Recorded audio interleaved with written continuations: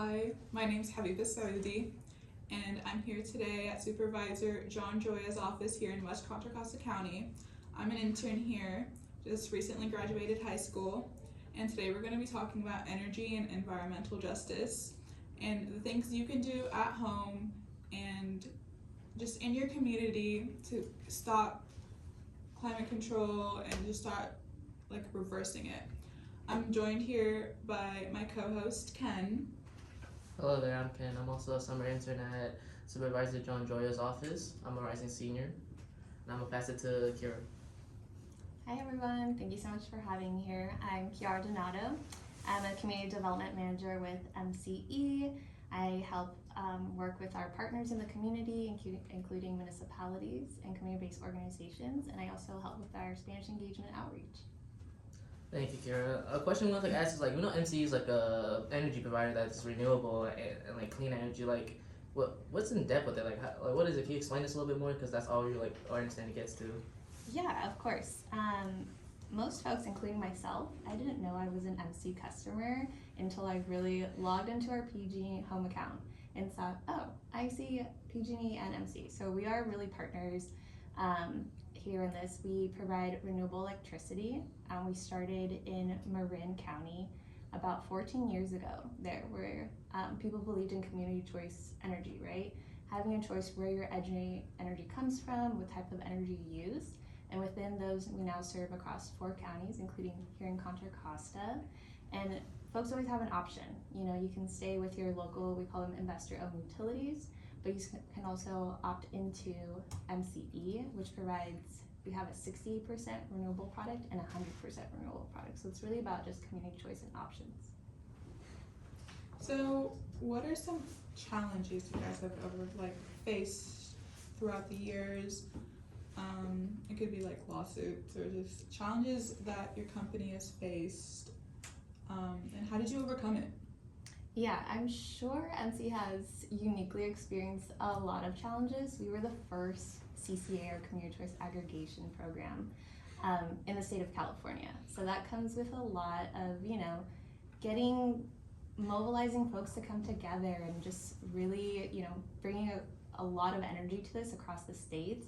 From what I'm familiar, there was some, past challenges, whether it was through law and getting adopted through state assembly bills. But we really work together against, it's the community, right? Bringing them to the forefront of what they need, what their needs are, and just showing up for everyone. So I really think it's a big group project that we've been able to reach out. We really listen to feedback of what the community needs are. So what are the demographics in the area? What works at your home? Whether you're owning a home with solar. I remember when I was younger, I never thought that. I lived with my mom in an apartment. I'm like, that doesn't include me. But now that has really bring different voices, and we have programs that are for all sorts of folks in our community. Do you mind providing some programs that you guys go? So on the website, I saw you guys had a LEAP pilot program. We have a couple of customer programs, we call them, so all the way from for business or commercial buildings, right? So I think about my old school and how we had, an old furnace in there and or AC that didn't work maybe in these hot California summer days, right? And now there's new, more energy efficiency buildings. So there's programs even for more commercial side to really incentivize to get them the new upgraded technology, or just find. Do you remember when your teacher used to turn off the lights? Just Yeah. Little practices like that is one, it's cooler for you, but also saving electricity, right? When it's really hot, to avoid any kind of blackouts or things like that.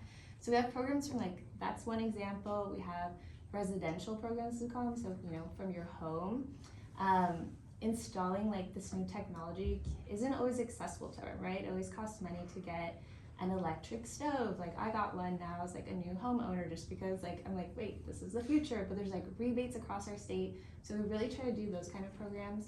We also have what we call green work pathways.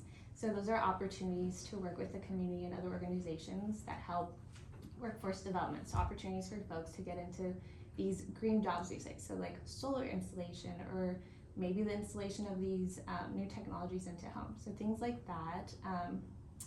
Other programs we have, we also think about energy costs.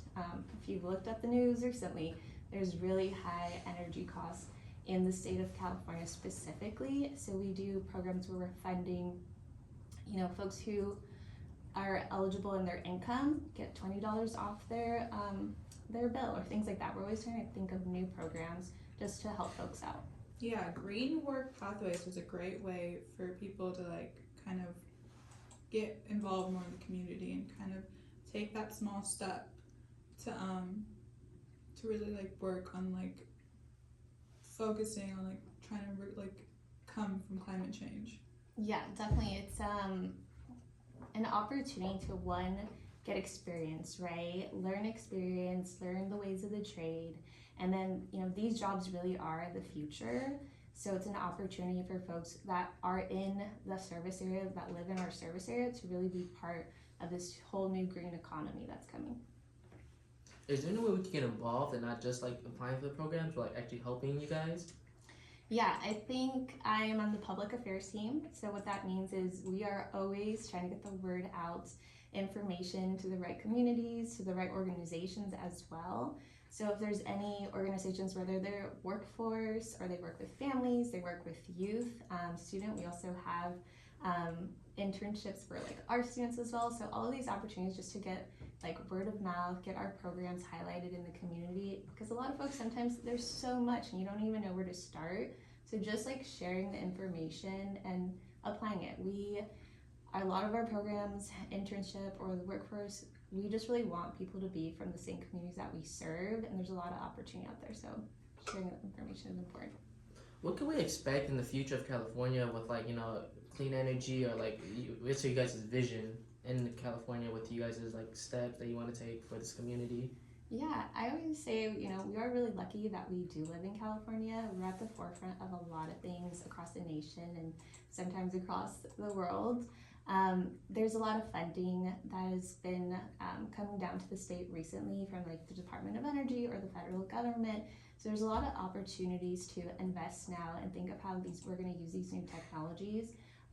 All sorts of things, whether it's like biomass or hydrogen, and just thinking of different ways and opportunities that we can responsibly and most effectively build out more of these renewable electricity. Well, thank you for your appearance. Do you guys have any social medias that we can have access to, like keep updated to, like an Instagram or like maybe X account? Yes. Twitter, actually? Yes. We are on both of those. We also have a Facebook page. So yeah, MC Clean Energy, I believe, is our handle on Instagram, and you can find us on all social media. And if I want to ever like to apply to a program, I just go to like the website, yes. mce.org? Yes, mccleanenergy.org. We just did a brand new website, so it's really easy to maneuver, and you can find a lot of information there. Thank you. Thank you. Thank you really much for Thank you for having me.